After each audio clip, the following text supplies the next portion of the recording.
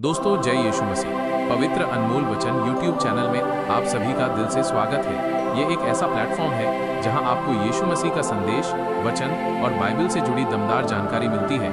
यहां आपको नए आइडियाज और कुछ ऐसा मिलेगा जो आपकी सोच और मन को शांत कर सकता है और आपके दुखों को खुशियों में बदल सकता है। चलिए शुरू करते हैं। इससे पहले हमारे चैनल को सब्सक्राइब करना न भूलें और बेल आइकन दबाएं ताकि आप कोई भी वीडियो मिस न करें।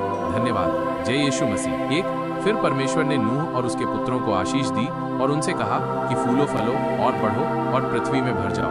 2 और तुम्हारा डर और भय पृथ्वी के सब पशुओं और आकाश के सब पक्षियों और भूमि पर के सब रेंगने वाले जंतुओं और समुद्र की सब मछलियों पर बना रहेगा।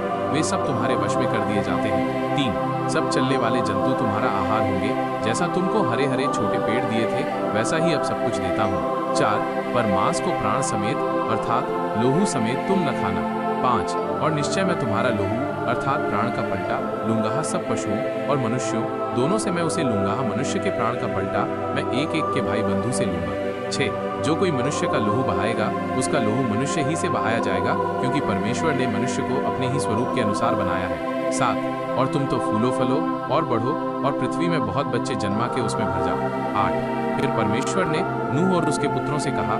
9 सुनो, मैं तुम्हारे साथ और तुम्हारे पश्चात जो तुम्हारा वंश होगा उसके साथ भी वाचा बांधता हूँ। 10 और सब जीवित प्राणियों से भी जो तुम्हारे संग है, क्या पक्षी, क्या घरेलू पशु, क्या पृथ्वी के सब बनेले पशु, पृथ्वी के जितने जीव जंतु जहाज से निकले हैं, सबके साथ भी मेरी ये वाचा बंधती है। 11 और मैं तुम्हारे साथ अपनी इस वाचा को पूरा करूंगा कि सब प्राणी फिर जल प्रलय से नाश न होंगे और पृथ्वी के नाश करने के लिए फिर जल प्रलय न होगा।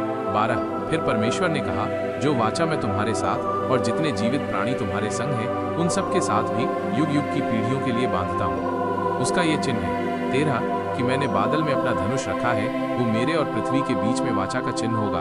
14 और जब मैं पृथ्वी पर बादल फैलाऊं, जब बादल में धनुष देख पड़ेगा। 15 तब मेरी जो वाचा तुम्हारे और सब जीवित शरीरधारी प्राणियों के साथ बांधी है उसको मैं स्मरण करूंगा। तब ऐसा जल प्रलय फिर न होगा जिससे सब प्राणियों का विनाश हो।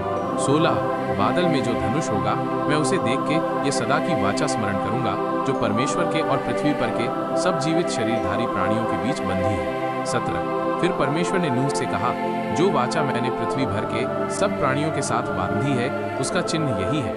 18 नूह के जो पुत्र जहाज में से निकले वे शेम, हाम और येपेत थे, और हाम तो कनान का पिता हुआ। 19 नूह के 3 पुत्र यही हैं और इनका वंश सारी पृथ्वी पर फैल गया।